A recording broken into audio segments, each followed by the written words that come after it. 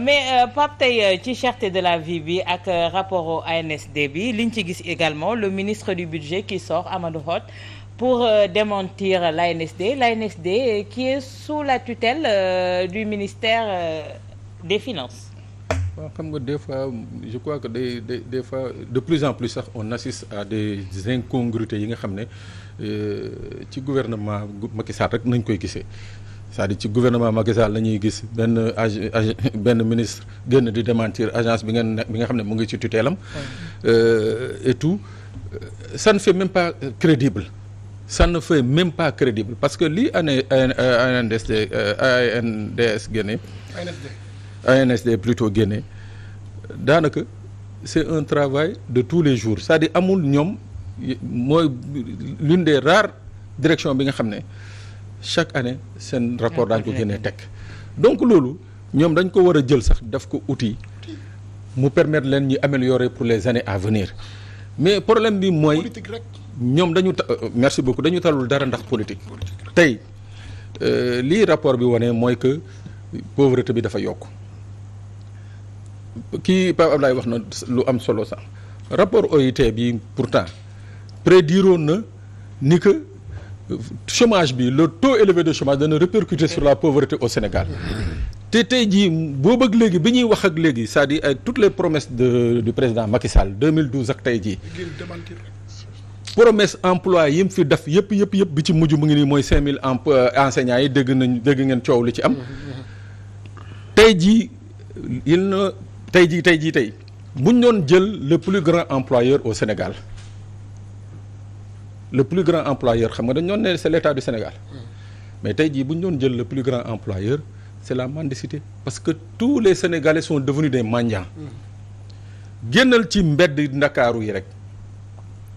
amul fooy taxaw du banque du hôpital du juma du église amul fooy dem amul benn établissement public bi nga xam ne mun nga fa dem te doo gis ay mendiants. mais fi ñu doon wax ay quartier résidentiel fi mu nekk quartier résidentiel yëpp jaaykatu fonde yi fees nañ fa. waaw ak jaaykatu cere yi mais ñàkk emploi boobu awa parce que dans les quartiers résidentiels aussi mais si les enfants ne travaillent pas ils sont à la retraite bi ñu yoree je crois que c'est juste pour entretenir kër gi wala pour entretenir un petit niveau de vie mais njaboot gi bu ñu liggéeyul parce que tamit ñoom lii nit ñi di souffrir ñoom noonu nañu souffrir donc tey jii pour revenir à l'essentiel mooy que Sénégal il faut ñu teg des politiques d'emploi nañu bàyyi seen simb yi ñuy simb bàyyi nax yi ñuy nax mënuñu de 1960 à nos jours président bu fi toog di gëmloo nit ñi ay mirage wala dañu créer ay gadget yu mel ni ay centre Abdou Diouf ay Dakar Arena les Sénégalais n'en ont pas besoin les Sénégalais lu ñu soxla mooy saa yu ñu buggee génn dem faju ji saa yu ñu buggee lekk saa yu ñu buggee xëy liggéey wala jàngee dafi ko tant que créé wuñu ces conditions là tous ces gadgets yi nga xam ne à centaines de milliards yi ñuy teg nii amalul benn njëriñ sur le vécu des Sénégalais. En cette journée internationale de la démocratie, le niveau de la démocratie au Sénégal? Tout le monde connaît le niveau de la démocratie. La preuve des gens qui se lèvent pour manifester contre la vie chère ñu brutaliser leen bii façon c'est-à-dire man bi ma gisee la vidéo de l'arrestation de Guy Marius Sagna et Pape Ndim wallaahi dama foogoon ni fële Palestine la woon quoi entre Israël ak Palestine. Mais parce que c'est impensable au Sénégal. C'est impensable. Man ce qui m'a le plus déçu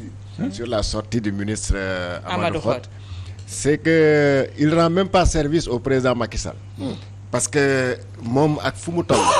il est non seulement il décourage l'administration sénégalaise parce que l'ANSD c'est un démembrement de l'administration. Bu démembrement boobu defee liggéeyam ñëw le lendemain nga démentir ko mais tu ne l'encourages même plus, tu n'encourages pas aussi les autres structures de l'administration war a def seen liggéey. Et puis nga si te permet de dire que Sénégal ndóol bi dafa wàññeeku. Mais quand même on trompe kii yow wax nga ko léegi man de Sicap laa dëkk gis nga jaaykatu fonde yi boo jógee fii Walfadjri ba xanaa peut-être boo ñëwee peut-être boulevard de la République ngay constaté mais ñoo gën a jaarale guddi. mais ñoo gën a jaarale loolu rek c'est un indicateur de la pauvreté. Et puis le rapport de l'ANSD. lu tax ma ne Amadou Hott ne rend même pas service au président le rapport de l'ANSD da leen war a toog ñu xool ne mais kon ñun lu ñuy liggéey suñu bourse familiale yi amuñu njëriñ suñu politique de développement yi fan la ñu jaar mais noonu. seen agence yi waaw nañu xoolaat ba xam ne loolu ce qu'on fait jusque là amul njëriñ. au lieu ngay toog di teesante di naan da ngay démentir non da ngay def introspection justement pour dire mais ñun kon duñ fi nekk depuis 2012 ba léegi lan lañ fi liggéey. alors wala xaalis bu ñu investir lan la jëriñ finalement. mais au lieu loolu je crois que loolu moo gënoon a am solo. que toog naan non pauvreté bi baisse na moom yëmbal la dëkk. nga xool yëmbal foofu ndax naka la waa yëmbal est-ce que affaire est-ce que fa lay yeewoo ndax est-ce que pauvreté ne baisse na yëmbal. mais Issa yaa ngi doon wax état bi li nga xamante ne ay solution yu mu ut pour wàññi dundu gu cher gi Pape Abdoulaye ne la répercussion bi ndax gis nañ ko taux de croissance également dañ doon wax ne fii lañ bëgg a àgg mais est-ce que taux de croissance boobu également feeñ na ci askan wi. xam nga pour nga xam ndax feeñ na ci askan wi wax il suffit juste nga toog ci sa télé. ay 19h 20h ngay zappé ci télévision yi Sénégal yi à part la RTS amul télévision boo ciy seetaan jàpp ne réew mi nit ñi ngi ci lu leen neex maanaam ñi ngi yore ay koppar yu doy gis nga li ANSD def la man pour man ñoom bu ñu demoon ci xool rek média yi rek dinañ xam ndax dëkk mi ngi doo xam déet coowal suuf ñenn ñi ngi wax naan ay salaire yu ñu leen fayul ñaata arriéré de salaire chaque jour yow moom ngay journal ñaata ngay def ci sa journal ci ñoo xam ne des fois xëy na ñu ngi leen di menacer de déguerpissement wala ñoo xam ne ñu ngi leen di waaj a daax pour man gis nga l'état du Sénégal man dafa am benn paradoxe bu ma ciy gis mooy événement wu avril mars mais lan lañ fi waxoon génn nañ ne comprendre nañ jeunesse bi pourquoi parce que ñu ngi doon manifester ñenn ñi ne non dañoo xiif ak ñu jël sax lever restriction yi ñu tegoon yépp mais mënoo ñëw yow ñu génneel la benn rapport ne la xiif bii ñu doon wax dëgg la nga taxaw ne du dëgg beneen bi topp gis nga dañoo nekk ci pays boo xam ne wa gis nga richesse bi ñu yoree 80 quelques pourcentage bu ndaw ñoom ñoo jël di dunde loo xam ne presque pourcentage bi gën a rëy ñoom ñoo ko moom léegi nag gis nga loolu nag bu amee bis leen mën na ñëw mooy lan ñu dem bëgg ko fuqati ji loolu moo xew ci Sénégal léegi mooy lan da ngay gis ñoom niveau de vie bi ñuy nekkee gis nga li ñuy wax yëpp ci ANSD bi comme yàlla ak yàlla ci suñu diggante ak ñoom mooy ñii dañuy yor lu ne gàññ ñii daanaka ñàkk ba desewuñu dara loolu nag bu amee nag gis nga ki nga xam ne dafa ñàkk bis mën na ñëw mu siisu te bis bu siisuwee mooy li nga xam ne moom la ñuy gis saa su nekk loolu nag yaakaar naa ñaanaluñ ko benn réew te du loo xam ne mën nañ ko dàq en tout cas bu ñu gisee li fi xewoon mars avril dernier ñu ñëwaat tey ñu ñuy waxaat la vie chère démb yaa ngi dégg ci facture ndox yi nga xam ne ñenn ñi ngi koy kaas am na ci ñoo xam ne ñu ngi koy wax ñu naan 17000 compteurs yoo xam ne dugal nañ ko yooyu noonu ci marché bi yoo xam ne ñu ngi koy war a samp ci kër yi bis bu ndox mi chéré moom ceeb bi cher diwlin ji cher li nga xam ne moom la ñuy jëfandikoo mu cher jarul ñuy gis benn politicien mu nekk devant boo moytul peuple bi seen jëm bopp. révolte populaire. donc Ba Abdoulaye man foofu rek laa bëggoon waxee juste sànq daf ko soulever et nous tenons à le préciser ici devant tous les Sénégalais préfets yi les préfets des différents départements lu ñu nekk di def teguñu ko ci dëgg teguñu ko ci yoon et c'est des réels et véritables violeurs de la Constitution parce que nit mënul ñëw déposer une lettre d'information pratiquement une semaine avant ngay traîner parce que defoon nañ ko à Pikine ñi waroon manifester pour deewu kooku noonu pour ñu mën ko leeral préfet bi dafa bàyyi ba 15 heures mu soog a génne arrêté préfectoral te manifestation bi waroon démarrer 15 heures mu violé texte yi defaat nañ ko dimanche bi passé à Guédiawaye nit ñi déposé nañ une semaine avant mu bàyyi ba jour ji mooy 15 minutes mu soog a génne arrêté préfectoral te fekkoon na ñu bëri commencé woon nañu migrer parce que en réalité dans les textes si le préfet su fekkee day autorisé soxlawul sax muy bind muy joxe arrêté wala muy wax soxlawu ko c'est-à-dire l'arrêté préfectoral n'est obligatoire que si mu war a interdire te pour mu interdire les textes sont clairs là-dessus nous sommes des apprentis juristes lu ñuy wax xam nañ ko trouble à l'ordre public insuffisance force de l'ordre et de sécurité te ces deux conditions sont cumulatives et non alternatives maanaam ci kaw gàttal ñaari conditions yooyu benn mënul dem bàyyi moroomam waaye ñoom seeni motifs yëpp trouble à l'ordre public risque de propager le virus te stade yi soo fa demee ma ngay fees del boîte de nuit waykat yaa ngi fa ak seeni fans donc loolu noonu tegul fenn moo tax ñoom dañuy jalgati non je termine juste rek ñoom dañoo nekk di jalgati li nga xamante ne mooy suñu lu ñu article 8 de la constitution jox muy liberté fondamentale boo xamante ne c'est inviolable beneen bu ci topp mooy suñu interdire ba pare dañuy jox ay instructions les forces de défense et de sécurité pour ñuy dal ci kaw askan bi parce que lu xew la dimanche passé képp kuy citoyen sénégalais ñaawlu nga ko te loolu nag bés bu dakkul beneen yoon ñun dinañ taxaw jël suñuy matuwaay parce que dootuñu nangu en aucun cas force de l'ordre yi jàpp ñu di ñu malmené di ñu toroxal ci dëkk bi te ñu nekk suñu droit di def loo xamante ne constitution moo ñu ko may loolu dootuñu ko nangooti et je termine par dire que loo leen di def non comme ni ñu ko constitution bi waxee ku ñuy war a opprimer da ngay résister face à l'oppression que ça soit clair. mais da ngeen ne manifestation fépp est-ce que aussi loolu d'accord nañ du benn pari risqué ay républicain lañ policier su ñëwee di la interpeller nga di avec la manière avec la manière nga dem mu interpeller la mais quand à jàppale di la bundu xataal di la def ay yenn ci suuf di la gajja ka dompate ka coup de pied loolu moom dootuñu ko mais ngeen ne manifestation fépp est-ce que aussi loolu du benn pari risqué muy dëkku Sénégal yëpp manifester loolu peut-être ñu bari dañ naan sax déjà mënul nekk nañ leen bàyyi ñu manifester du fees ak nit est-ce que loolu aussi du ngeen ko sóoraale parce que temps courant bi ñoo lànk li ko taxaw na jóg déjà manifestation yooyu noonu ñi ngi doon dem place de l'Obélisque daan woon bëri nit de toute façon présentement pour une autre information waa Tivaouane frappe bu Tivaouane introduire nañ une lettre d'information pour que ñoom tamit dañuy manifester le vendredi keneen ku ko ci mën it na manifester le vendredi manifestation fépp bi moom vendredi bi su weesoo dinañ ko lancer ci Sénégal yépp parce que Sénégal nag fépp ay metti dund gu cher gi yemul Dakar kese de kaw ga la gën a sonal rawatina waa Sédhiou waa Kolda ñooñu nga xamante ne rapport ANSD bi dafa ne la pauvreté bi ëppee donc ñooñu nañ jug ñu manifester waaye tamit je termine par wax ak sénégalais yi surtout les pères de famille man mi awma jabar awma doom je ne suis pas un père de famille donc mbir mi ñoom yéen a ko war a xeexal seen bopp dund gu métti gi yéen a war a mën a génn ñun lu ñu mën lenn la déposer une lettre d'information comme ni ñu ko yoon santé kantaa nag feesal manifestation yi du ñu fekk Issa mu toog tëdd këram te mu concerné ko ñu koy diri ne ko par force da nga ñëw ci manifestation bi nous n'allons pas le faire et bu kenn jàpp ni fii am na zorowu kenn koo xamante ne su demee day demalaale Issa man su ma demee manifestation demaluma Issa sama bopp laa demal parce que dama am benn contrat social bu ma lié ak dëkk bi bu ma lié ak sama pays bu ma lié ak fi nga xamante ne mooy ñun ñëpp fii lañ nekk donc nous lançons un appel à l'endroit de tous les citoyens sénégalais nañu jóg nañu mobiliser partout foo leen mënti nekk waa Tivaouane nañu dem Tivaouane ñu nekk Dakar nañu mobiliser ñun ñëpp ñëw place de l'Obélisque parce que dañuy manifester par A ou par B te laajuñu autorisation le préfet parce que ñu ñëw ci dernier point bi rek ndax waxtu bi xoj nañu moom moo di ne ces bacheliers non orientés tey jii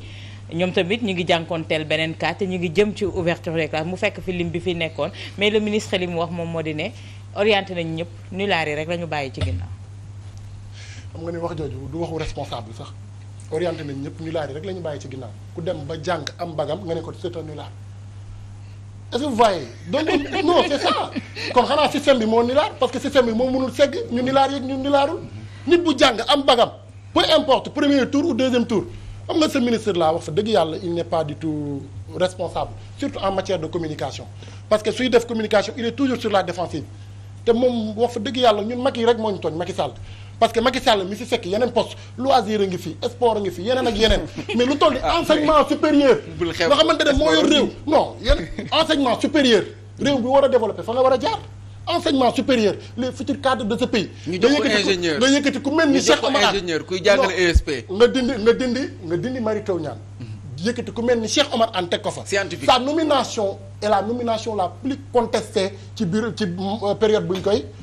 tabb ministre et pourtant nekkul woon moom jàngalekat la de science lay jàngale ci université. ma ne la sa nomination était la nomination la plus contestée par les universitaires par le peuple par les étudiants par les professeurs partout dañoo taf suñu gémmiñ ne kii la ñu fal ministre de l'enseignement. Mais on peut avoir plusieurs diplômes et être un mauvais manager Georges tey par rapport à cette déclaration. na orienté bachelier yi. na leen orienté bon en fait c'est comme ni ko Pape waxee c'est une déclaration irresponsable man je crois que problème yëpp ñu ngi jógee ci.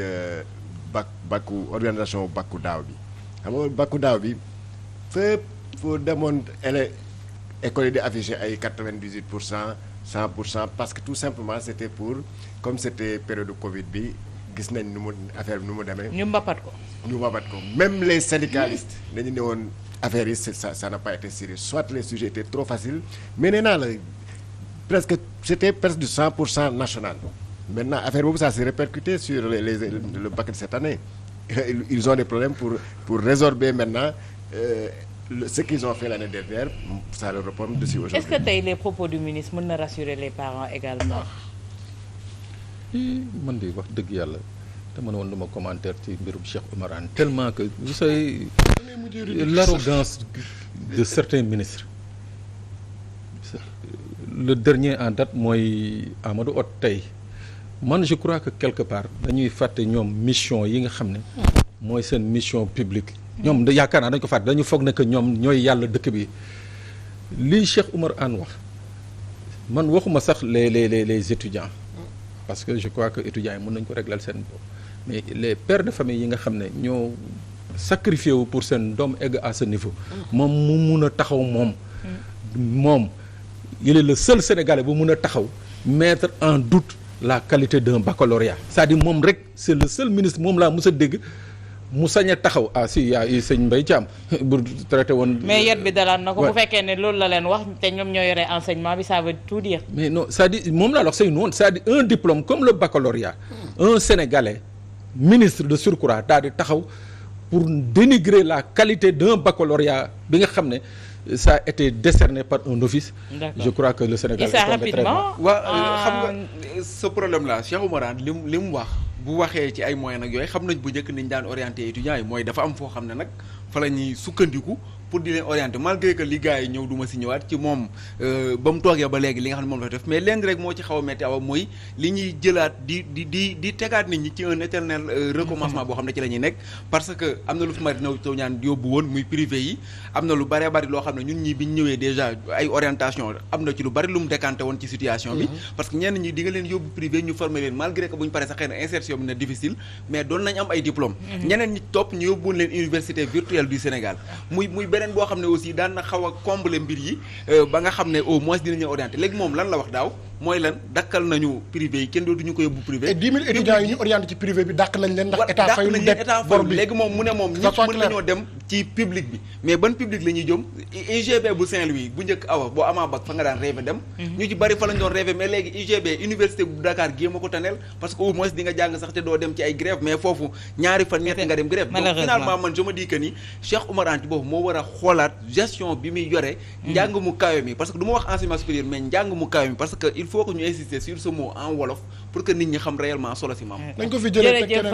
Pape Abdoulaye ñu lay jaajëfal bu baax. maa leen di sant di leen gërëm di rafetlu également possibilité bi ngeen ñu may Sénégalais yëpp ñu ngi leen di jox rendez-vous vendredi place de l'Obélisque à 15h.